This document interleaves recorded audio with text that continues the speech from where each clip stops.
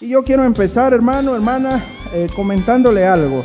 Fíjese que no sé si a usted le haya pasado así como me pasó a mí, pero desde que fui a la escuela primaria, hermanos, ya hace algunas décadas, recuerdo, hermanos, que en la clase de historia se nos enseñaba a los niños de la época sobre un grupo de hombres, un grupo de patriotas que estuvieron dispuestos a arriesgar hasta sus propias vidas con tal de darle libertad a esta nación centroamericana, con tal de liberarnos del yugo de España.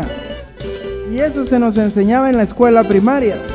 Este grupo de patriotas hizo que la nación centroamericana, que Guatemala fuera libre, y entonces decidieron emanciparnos de España. Y así se nos enseñó, hermanos, y se nos enseñó, hermanos, que a estos hombres teníamos que verlos con mucho respeto, como héroes de la independencia. Inclusive hasta una estrofa de nuestro himno nacional dice que nuestros padres lucharon un día encendidos en patrio ardimiento, dice la estrofa, y lograron sin choque sangriento colocarte en un trono de amor. Linda estrofa, la del poeta cubano que escribió la letra de nuestro himno nacional. Sin embargo, hermanos, ya cuando uno comienza a estudiar más a fondo la historia de este país, se da cuenta de muchas cosas y se da cuenta que las cosas no fueron así como nos las pintaron desde que éramos niños, hermanos. Y quiero usar esta ilustración, hermanos, para que poderlos introducir a lo que la palabra de Dios tiene hoy para nosotros. ¿A qué está dispuesta la gente con tal de no perder su posición de poder, hermanos? ¿A qué están dispuestos? Fíjese que yo les citaba este ejemplo de nuestros próceres de la independencia, porque a nosotros nos enseñaron a venerarlos como héroes, hermanos. Pero cuando uno estudia la historia, no enfocada desde el punto de vista oficial, sino una historia secular, una historia no parcializada, uno se da cuenta de muchas cosas y se decepciona, hermanos, se desmoraliza. Fíjese que lo que verdaderamente sucedió en la historia de la emancipación de este país con respecto a España fue que la gente que España tenía en los puestos de poder, la gente que España tenía en los puestos de gobierno, la gente que estaba acomodada económicamente, que tenían el poder ideológico, económico y político puestos por España, esa misma gente fue la que proclamó la llamada independencia patria. ¿Por qué lo hicieron, hermanos? Para no perder sus puestos de poder. Amén. A Guatemala llegaban las noticias, hermanos, de la independencia de México, y esta independencia sí aglutinaba, hermanos, campesinos, religiosos, indígenas, mestizos, criollos, todos unidos venían en contra de España, hermanos. América del Sur también, hermanos, Simón Bolívar, José de San Martín, O'Higgins y todos los héroes libertadores allá en el cono sur también venían pegando fuerte, hermanos, liberando país tras país. Entonces, aquí la gente que tenía el poder se dan cuenta de eso.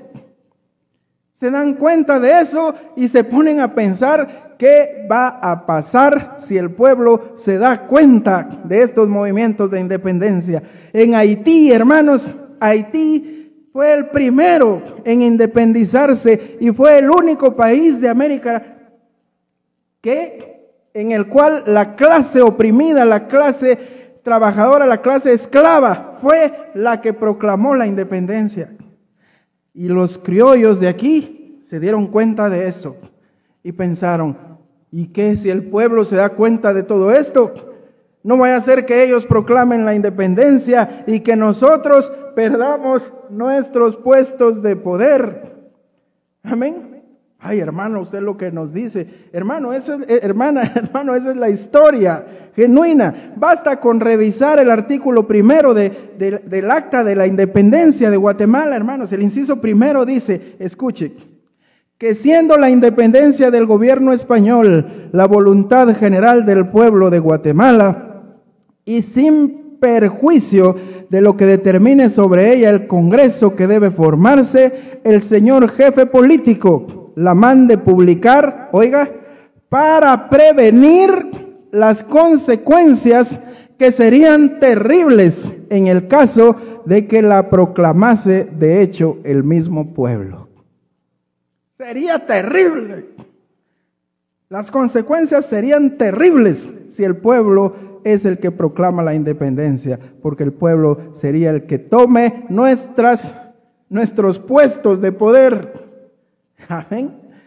En el inciso 8 de esta misma acta queda estipulado que don Gabino Gainza, el jefe de gobierno que había sido puesto por España, iba a seguir gobernando. Y él y toda la gente que estaba en puestos de poder. Con la única diferencia de que ahora los tributos ya no iban a la corona, sino se los quedaban ellos. Eso es lo que celebramos el 15 de septiembre de 1821, hermanos. Eso es.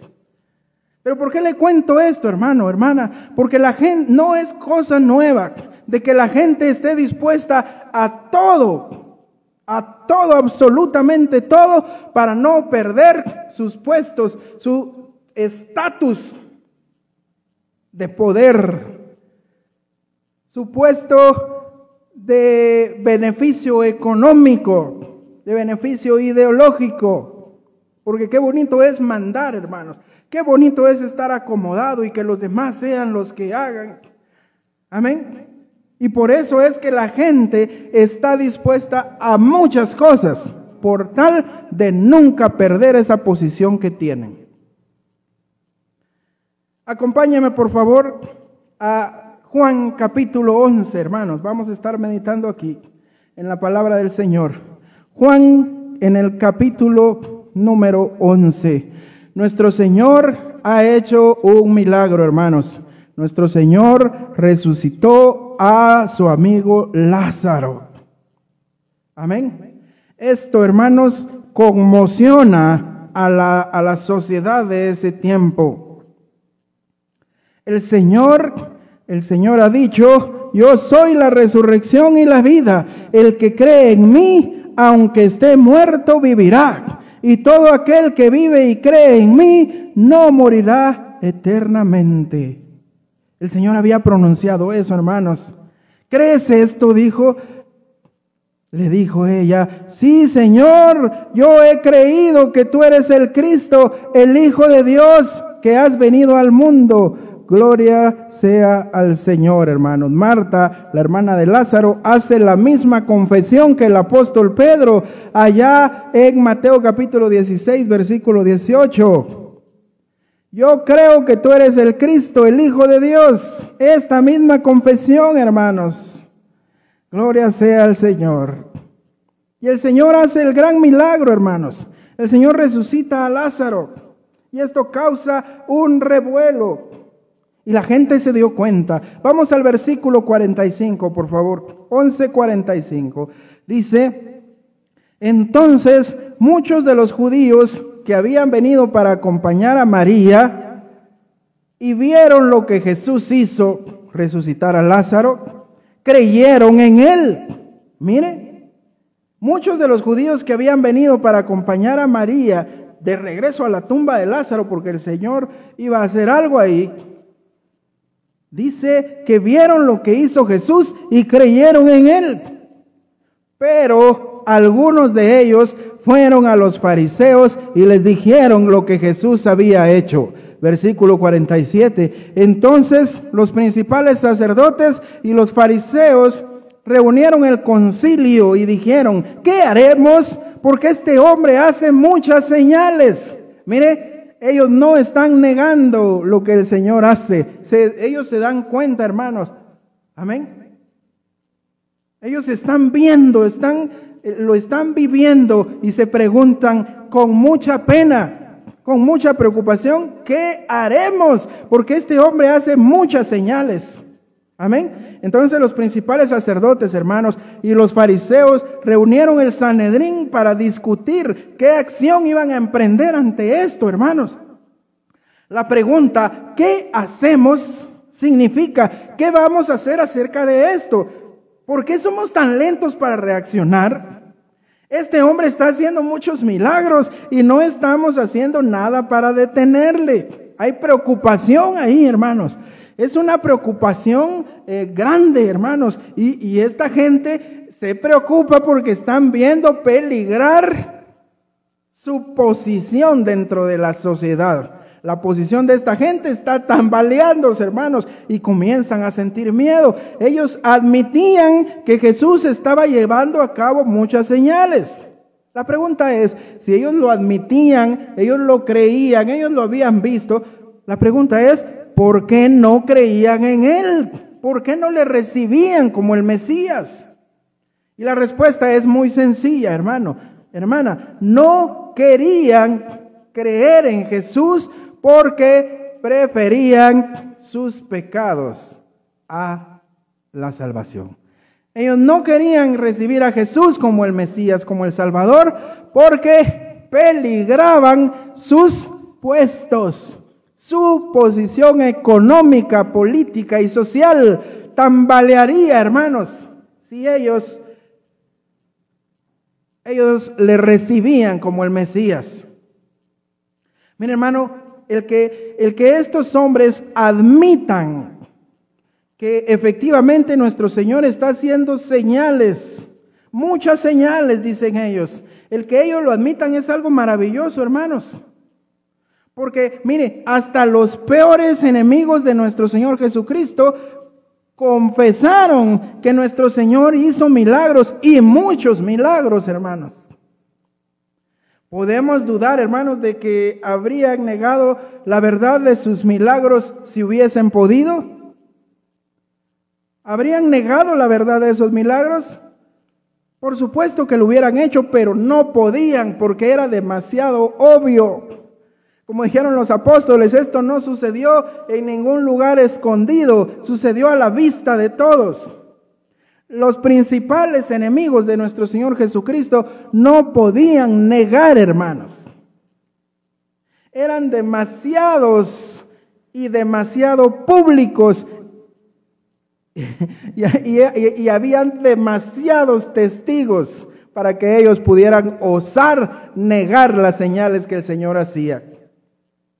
¿Recuerda usted, hermano, hermana, allá en Juan 3, que viene uno de los fariseos llamado Nicodemo y busca al Señor de noche y lo primero que le dice es, Rabí, sabemos que has venido de Dios? Ellos sabían, hermanos, sabían quién era el Señor, pero se empeñaban en negar, se empeñaban en no creer, se empeñaban en ser opositores de Él por una sola razón: no querían perder el poder que tenían, hermanos. Qué triste realidad, hermanos. Mire, ante este hecho, harían bien en explicar los modernos incrédulos y escépticos. Amén. ¿Cómo pueden hablar de los milagros de nuestro Señor Jesucristo? ¿Cómo los modernos escépticos de ahora se atreven a negar la veracidad de los milagros que hizo nuestro Señor Jesucristo? 20 siglos después, ellos están cuestionando cuando los opositores de nuestro Señor, en el mismo tiempo que Él estuvo en esta tierra, no se atrevieron. ¿Cómo 20 siglos después viene gente a cuestionar eso? Si la gente que vivió ahí no se atrevieron porque no podían, hermanos. Amén. Si los fariseos vivieron en tiempo de nuestro Señor y estuvieron ahí, hermanos, ellos movieron cielo y tierra para oponerse a nuestro Señor. Ellos jamás se atrevieron a cuestionar la realidad de la obra milagrosa de nuestro Señor. Es absurdo que 20 siglos después vengan personas a tratar de negar los milagros y señales que nuestro Señor hizo. Gloria sea al Señor. Versículo 48. Dice así: si le dejamos así, todos creerán en Él. Y vendrán los romanos y destruirán nuestro lugar santo y nuestra nación. ¿Qué le parece, hermano? Ellos se juntaron en un concilio. ¿Qué haremos? Son muchas las señales que este hombre está haciendo. ¿Y sabe cuál es el miedo de ellos? Y aquí, hermanos, se revela cuál es el miedo de esta gente. Si le dejamos así, todos creerán en Él. Y vendrán los romanos y destruirán nuestro lugar santo y nuestra nación. Pero detrás de todo eso estaba, y si eso pasa, si vienen los romanos y destruyen nuestra nación y nuestro lugar santo, nosotros perderemos nuestro estatus. Nosotros vamos a perder toda la comodidad y la riqueza que tenemos. No crea que esta gente lo hacía por amor a la nación y por amor al lugar santo. Esta gente también veía amenazada su posición económica. Y ese es el miedo, hermanos. Si le dejamos así, todos creerán en Él. Ellos sabían, tenemos que hacer algo, porque lo que este hombre hace, nadie más lo puede hacer. Y si le dejamos, todos van a creer en Él. Y eso significa perder nuestro estatus dentro de esta sociedad. Los gobernantes pensaron que ya no podían permanecer inactivos, hermanos. Si no intervenían, la multitud quedaría persuadida por los milagros de Jesús. Si la gente reconocía a Jesús como rey, esto significaría problemas con Roma, hermanos, por supuesto. Porque el rey era César. Y si surgía un rey de los judíos que no fuera puesto por Roma, iba a haber problema. Y por supuesto también significaba el fin de la posición de poder que esta gente tenía. Los romanos creerían que Jesús había venido para derribar su imperio, intervendrían y castigarían a la nación judía.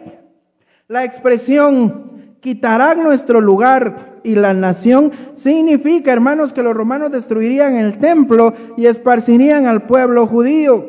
Y por lo mismo, estas personas que estaban en posición de poder, estas personas que se servían, hermanos, de todo este sistema religioso, perderían sus puestos, su comodidad. Y por supuesto, hermanos, que nadie quiere perder el acomodamiento en el que está. Esto es, sin embargo, el miedo que esta gente tenía, por lo cual se opusieron a Jesús, por lo que ellos querían evitar, precisamente eso fue lo que sucedió en el año 70 después de Cristo. Amén. Pero les sucedió porque los judíos no aceptaron a nuestro Señor. Esa nación fue raída, hermanos. El emperador romano mandó acabar con todo, hermanos. Fíjese, lo que ellos querían evitar fue lo que finalmente terminó sucediéndoles, hermanos. A menudo el cristianismo, hermanos, hace peligrar los negocios, mina actividades provechosas pero malvadas de aquellos que tienen los puestos de poder. Quita clientes de los santuarios del diablo, ataca intereses creados, hermanos, y trastorna el mundo. Es algo fatigoso, algo encajoso, algo enojoso y destructor de los beneficios que tiene la gente pecadora. Y así debería ser el cristianismo, hermanos. Recuerde aquellos que fabricaban las estatuillas, hermanos, y vieron que Pablo predicaba en contra de eso, vieron peligrar su negocio. Por supuesto que no se iban a quedar así, hermanos, tomaron acción. Fíjese que cuando yo era estudiante de la Escuela de Historia en la Universidad de San Carlos, hicimos un proyecto de investigación. Y el tema que elegí, porque hay que delimitar el tema, hermanos, Hay que buscar una comunidad y hacerlo más específico. Yo me basé en el pueblo de mi papá. Allá en el pueblo de mi papá comenzó a suceder un fenómeno que a mí me llamó la atención y quise hacer un estudio acerca de eso. Y el tema era: ¿por qué está cambiando de religión la gente de San Juan del Obispo, de la antigua Guatemala? Porque mira, hermano, a partir de finales de los 80, la década de los 90 y ahora ni digamos, hermano, hubo como un despertar masivo de la gente. Comenzaron, hermanos, a dejar la religión tradicional y a convertirse al Evangelio de Jesucristo. Llegaron misiones allá al pueblo, hermanos, donde casi no se conocía el Evangelio. Llegó la misión de las asambleas de Dios, del Evangelio completo, y llegaron otras misiones evangélicas y ahora ese pueblo es de Cristo, hermanos. Pero en la investigación que pudimos hacer, vimos, hermanos, que hubo descontento entre la gente. Y había descontento, había oposición. A los hermanos les fueron, eso no solo pasa ahí, hermanos, casi en todos los lugares. Pero según la investigación que pudimos hacer y los testimonios que recogimos, que muchos fueron a apedrear el templo. Fueron a destruir puertas. Y según los testimonios que recogimos, hermanos, hermanas, esta fue una investigación que hicimos, estudiantes universitarios, pudimos constatar que mucha gente, la gente que más se oponía a que el Evangelio de Jesucristo fuera predicado allá, era la gente que tenía negocio de cantina. ¿Por qué? Porque al volverse la gente al Evangelio, iban a dejar de ser alcohólicos, hermanos, y esto no le convenía al dueño de la cantina. Dueños de fábricas de candelas. Al convertirse la gente al Evangelio de Jesucristo, iban a dejar de consumir estas candelas y veladoras para ponerle al ídolo. Y esto iba a ser malo para el negocio.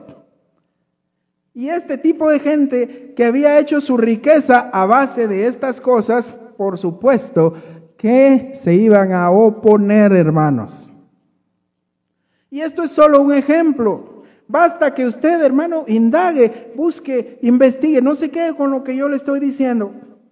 Hay una película que se llama Chamula, Tierra de Fuego, algo así.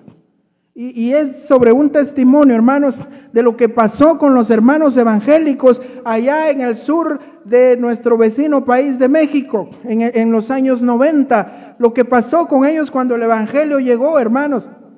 La gente, igual, el mismo fenómeno, la gente acomodada, hermanos, la gente que tenía sus negocios prósperos a base de la idolatría y de cosas y del vicio, se opusieron a que el Evangelio llegara, persiguieron pastores, quemaron congregaciones con la gente adentro. Vea la película, hermano, está basada en testimonios reales. Entonces, hermanos, por eso es que decimos que el cristianismo hace peligrar los negocios, mina actividades provechosas pero malvadas, provechosas para sus dueños, quita clientes a los santuarios del diablo, hermanos. Por eso es que la gente que vive de esto no se va a quedar de brazos cruzados, hermanos. Así como pasó aquí, los líderes religiosos no se quedarían de brazos cruzados y estaban viendo que el mensaje de nuestro Señor Jesucristo proliferaba, que la gente cada día más y más creían en Él por las señales que hacían y era imposible negar estas señales. Vamos al versículo 49. Entonces Caifás, uno de ellos, sumo sacerdote aquel año, les dijo: vosotros no sabéis nada, ni pensáis que nos conviene que un hombre muera por el pueblo y no que toda la nación perezca. Ustedes no saben nada, les digo. Ustedes no saben nada, ni siquiera piensan que a nosotros nos conviene que un hombre muera por el pueblo y no todo el pueblo perezca. Caifás, hermanos, fue sumo sacerdote desde el año 26 hasta el 36 después de Cristo. Caifás presidió el juicio religioso de nuestro Señor y fue uno de los que le condenó. Y estuvo presente cuando Pedro y Juan fueron introducidos ante el Sanedrín en Hechos capítulo 4 y versículo 6, donde se les prohibió predicar sobre Jesucristo. Amén. Este Caifás, aunque era sumo sacerdote del Señor, de Dios, no era creyente en nuestro Señor Jesucristo, a pesar de las palabras que aquí pronunció, hermanos. Según Caifás, los principales sacerdotes y fariseos estaban en un error. No la podían, no la pensaban. Estaban en un error, hermanos, al pensar que los judíos iban a morir a causa de Jesús. No, les dijo, ahí están en un error. Más bien predijo que Jesús moriría por la nación. Dijo que era mejor que Jesús muriese por el pueblo y no que el pueblo muriera por causa de Jesús. Casi suena como si Caifás comprendiese la razón de la venida de nuestro Señor Jesucristo al mundo. Casi pensaríamos, hermanos, que Caifás había recibido a Jesús como el sustituto de los pecadores, al decir, es mejor que un solo hombre muera en lugar de todos.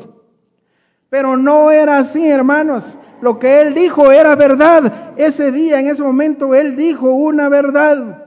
Es mejor que un hombre muera por el pueblo y no todo el pueblo por un solo hombre. Lo que dijo era verdad, pero él mismo no creyó en Jesús para salvación de su alma. Era verdad, y el apóstol Juan aquí, él toma cuidado de dejarlo estipulado. Versículo 41. Mire, cuando Caifás dijo, nos conviene que un hombre muera por el pueblo, uno solo que muera por todos. Estaba diciendo una verdad. Ese era el objetivo de la venida de nuestro Señor Jesucristo. Estaba profetizando, hermanos. Sin embargo, Juan el apóstol, escritor de este evangelio, toma cuidado de aclarecer esto y dice en el versículo 51, esto no lo dijo por sí mismo. Esto no se le ocurrió a él. Dice, sino que como era el sumo sacerdote aquel año, profetizó que Jesús habría de morir por la nación. Estaba diciendo una verdad, hermanos. Él profetizó, pero no le brotó a él esa palabra. Como era sumo sacerdote, de alguna manera estaba sirviendo a Dios en sus oficios religiosos, por eso le fue dado esto. Dice el versículo 43, porque amaban más la gloria de los hombres que la gloria de Dios. Hermanos, esto explica por qué Caifás habló como lo hizo. No lo dijo por sí mismo. Es decir, no dijo estas palabras de su propia mente, de su propia inspiración. Esto le fue dado de parte de Dios como un mensaje más profundo, hermanos, de lo que él creía. Era una profecía divina de que Jesús moriría por la nación, de que uno moriría en sustitución de todos, hermanos. ¿Esto le fue dado a Caifás? Sí, porque era sumo sacerdote aquel año. Dios habló por medio de él en el oficio que él desempeñaba de sumo sacerdote, y no debido a su propia rectitud personal, hermanos, porque él era un hombre pecador. La profecía de Caifás, hermanos, era no que el Señor moriría solo por la nación de Israel, sino también para congregar en uno a sus escogidos de entre todas las naciones de la tierra, hermanos. Por lo antes visto, hermanos, vamos a poder comprender algunas de las actitudes posteriores de esta gente que estaba en autoridad. Pero veamos, hermanos, cómo es de tremendo que la gente, desde siempre, hermanos, desde siempre, la gente que está en posición de poder va a hacer lo que sea por en tal de mantenerse ahí.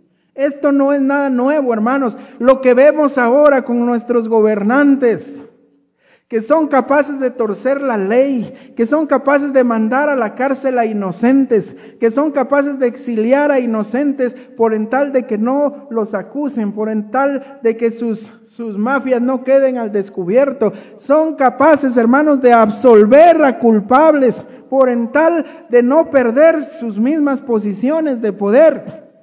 Eso no es nada nuevo, hermanos.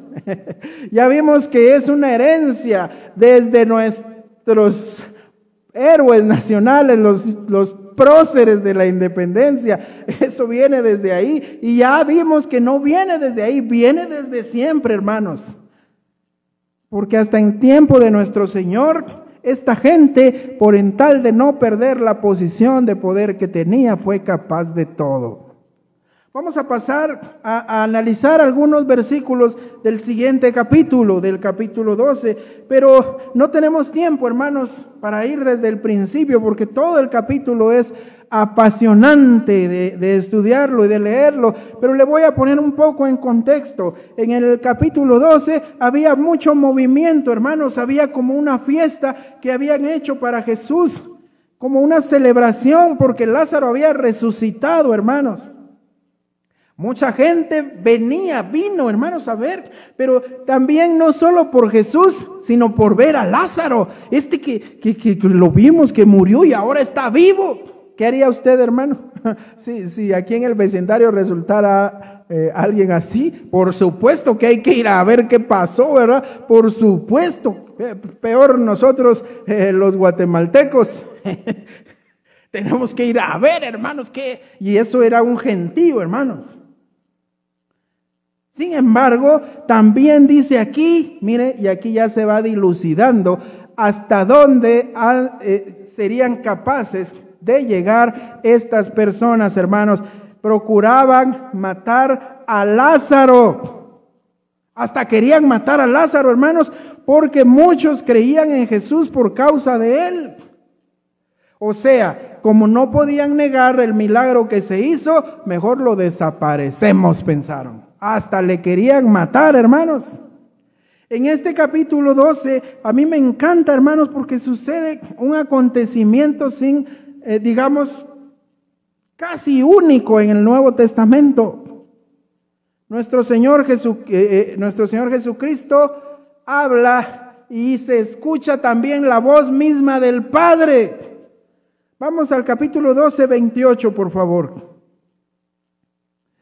Capítulo 12 y versículo 28. Nuestro Señor está predicando y dice la palabra de Dios así: ahora está turbada mi alma, ¿y qué diré? Padre, sálvame de esta hora, mas para ello he llegado a esta hora, hablando de su muerte que vendría, hermanos. Padre, glorifica tu nombre. Escuche esto, hermano, escuche por favor. Entonces vino una voz del cielo: lo he glorificado y lo glorificaré otra vez. La misma voz de Dios el Padre haciéndose audible por tercera vez, hermanos. Recuerda allá en Mateo capítulo 3, en los versículos 16 y 17, el Señor Dios, el Padre, habló y dijo: este es mi Hijo amado, en el que tengo complacencia. Y allá en Mateo capítulo 17, hermanos, el Señor Dios Padre vuelve a decirlo en el monte de la transfiguración: este es mi Hijo amado, a él oíd. Amén. ¿Qué fue? La voz misma del Padre, hermanos. Y aquí dice, gloria sea al Señor, una voz del Padre. ¿Qué decía, hermanos? Una voz del cielo: lo he glorificado y lo glorificaré otra vez. Mire, todo esto estaba sucediendo aquí en este contexto, hermanos. Pero, hermanos, a pesar de tantas señales, fíjese, se oyó la misma voz de Dios el Padre. ¿Y qué dijeron algunos, hermanos, tratando de tapar el sol con un dedo? Fue un trueno, eso no... No puede ser, hermanos. Y sí, hermanos, aunque nos parezca absurdo, hay gente que, aunque se le presente la verdad con pruebas y argumentos lógicos, se niegan, hermanos. No. Fue un trueno, dijeron. O tal vez fue un ángel. Cuando todos sabían lo que ahí había sucedido, hermanos. El versículo 37 de Juan 12 dice: pero a pesar de que había hecho tantas señales delante de ellos, hermanos, delante de ellos, no creían en Él. No creían en Él. Y es que eso se profetizó, hermanos.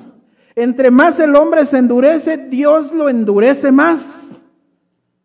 Gloria sea al Señor. Entre más señales, hermanos, la gente más se encapricha y menos cree en Él. Gloria sea al Señor.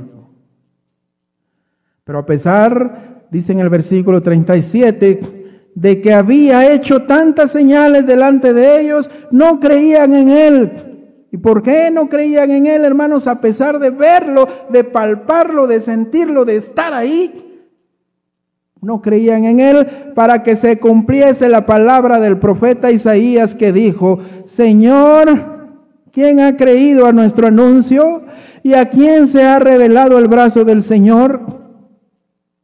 Por esto no podían creer, porque también dijo Isaías: cegó los ojos de ellos y endureció su corazón. ¿Quién? Dios.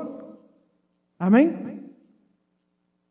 Así como Faraón, hermanos, Dios dijo: para esto te he levantado. Al que quiere endurecer, lo endurece, hermanos. Cegó los ojos de ellos y endureció su corazón, para que no vean con los ojos y no entiendan con el corazón y se conviertan y yo los sane.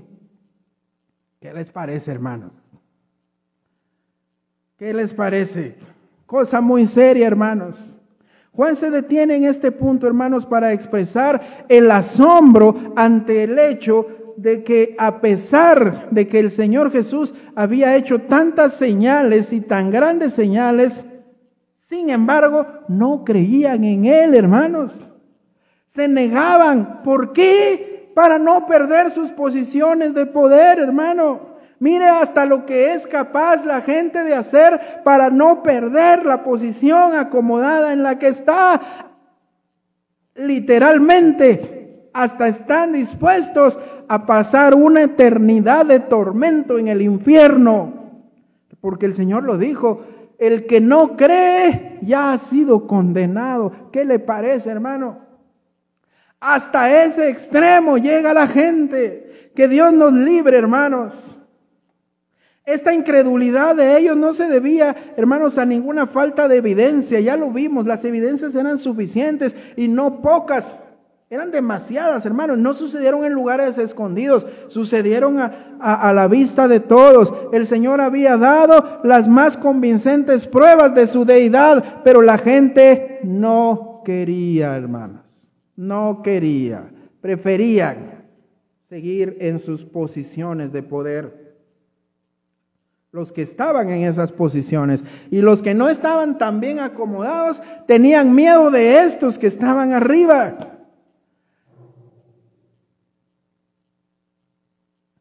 Les tenían miedo, hermanos. Ellos querían un rey que reinase sobre ellos, pero no querían arrepentirse.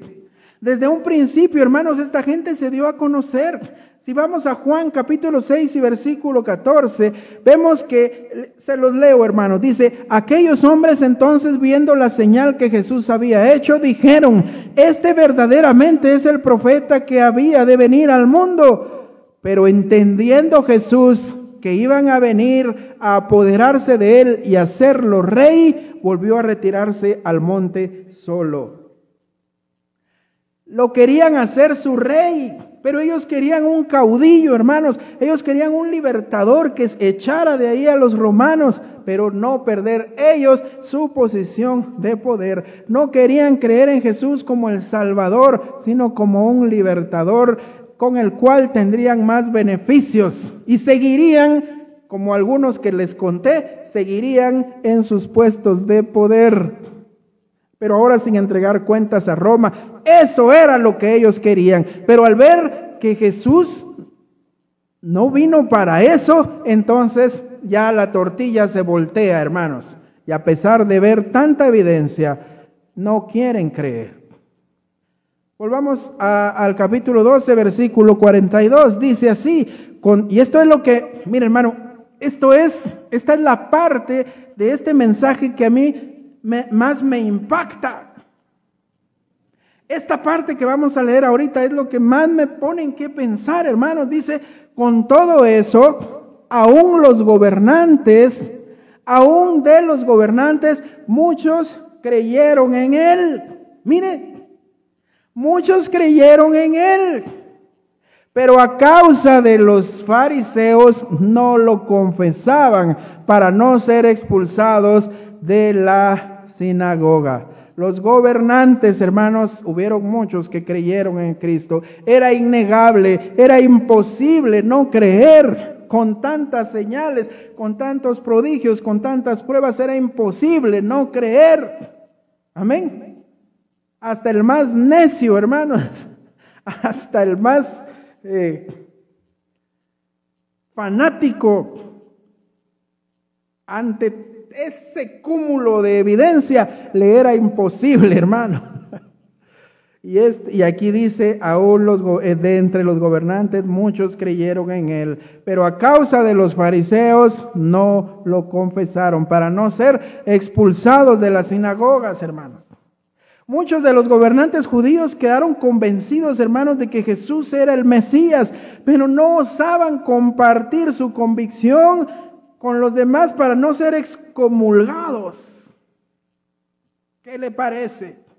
Juan capítulo 16 y versículo 2 dice, nuestro Señor lo dijo, hermanos, os expulsarán de las sinagogas.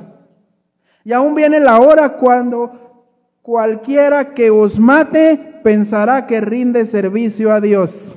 Y estos hombres lo sabían. Uy, no, hasta me pueden matar. Yo creo en este hombre, he visto sus señales. Como dijo Nicodemo, sabemos que vienes de Dios porque nadie puede hacer las señales que tú haces si no viniere de Dios. Pero Dios guarde, nos van a sacar de la sinagoga. Nadie nos va a hablar, seremos excomulgados.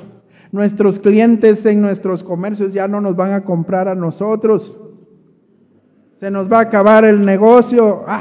¿Quién sabe qué tantas cosas, hermanos?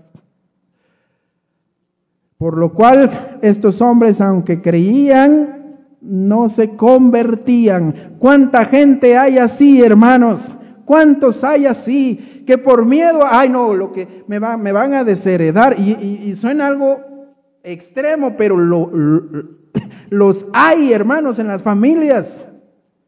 Que si usted se vuelve a Cristo y deja la religión de sus papás, hasta queda fuera del testamento, hasta puede ser sacado de su casa. Parece algo extremo, hermanos, pero sucede, hermanos.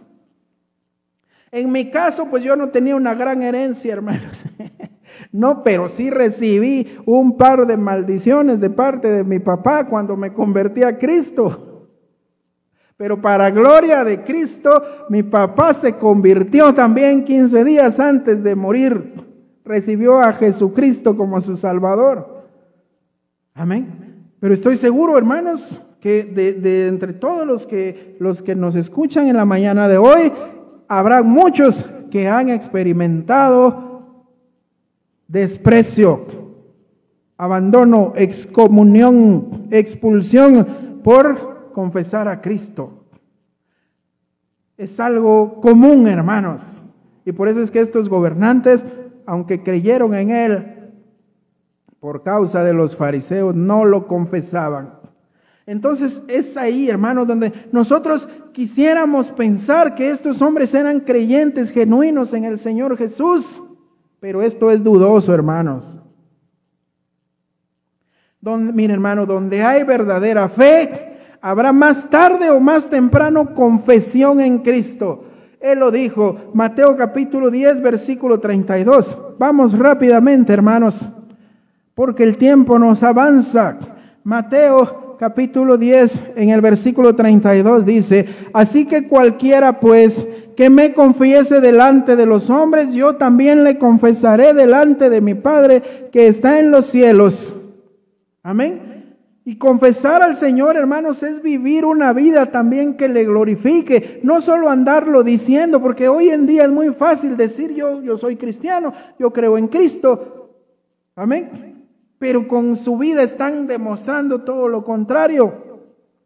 Es necesario confesar al Señor también con nuestros actos, pero también con nuestra boca, porque con la boca se confiesa, con el corazón se cree, pero con la boca se confiesa para salvación, hermanos.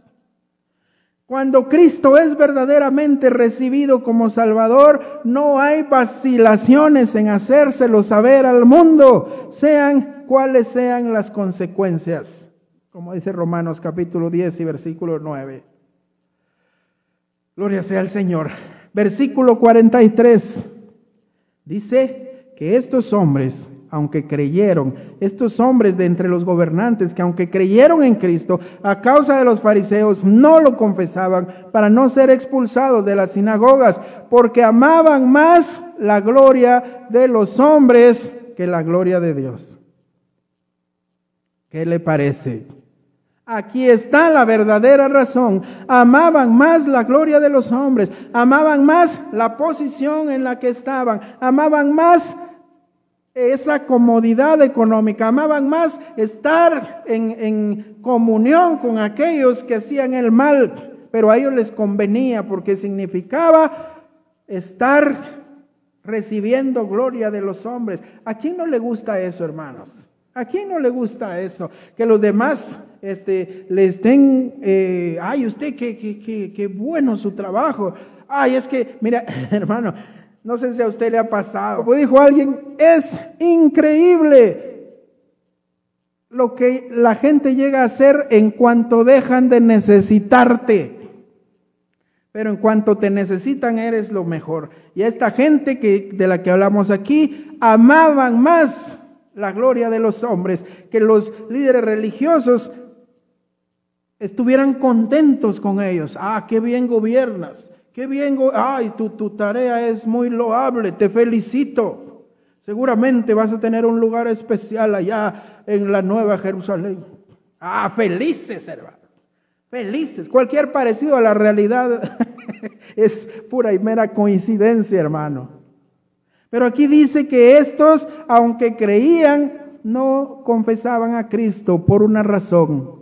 Amaban la gloria de los hombres. La amaban más que la gloria de Dios. Pensaban más en la aprobación del hombre que en la de Dios. ¿Puede una persona ser una persona así, hermanos? ¿Puede ser un genuino creyente en Cristo? ¿Puede una persona así ser un genuino creyente en Cristo? Nuestro Señor dijo, ¿cómo podéis vosotros creer? Pues recibís la gloria los unos de los otros y no buscáis la gloria que viene del Dios único. ¿Cómo se dicen creyentes ustedes? Si reciben la gloria los unos de los otros y buscan la gloria de los hombres y no la que viene del Dios único. Estas personas estaban más interesadas en la aprobación de sus semejantes que en la de Dios. Tenían miedo de lo que dirían sus amigos si abandonaban la religión. No estaban dispuestos a soportar el vituperio y el sufrimiento que les vendría encima si se convertían en seguidores de Jesús, hermanos. Por eso estos de entre los gobernantes no confesaron al Señor, hermanos, aunque creyeron por el cúmulo de pruebas que vieron. Y el Señor, desde el capítulo 5, Él lo había dicho, ¿cómo podéis vosotros creer? Pues recibís gloria los unos de los otros y no buscáis la gloria que viene del Dios único. Mire, hermanos, mire, hermano, hermana, y ya con esto voy a ir terminando. ¿Se acuerda cuál era la pregunta al principio? ¿Qué es capaz de hacer la gente para no perder su posición de poder? ¿Qué es capaz?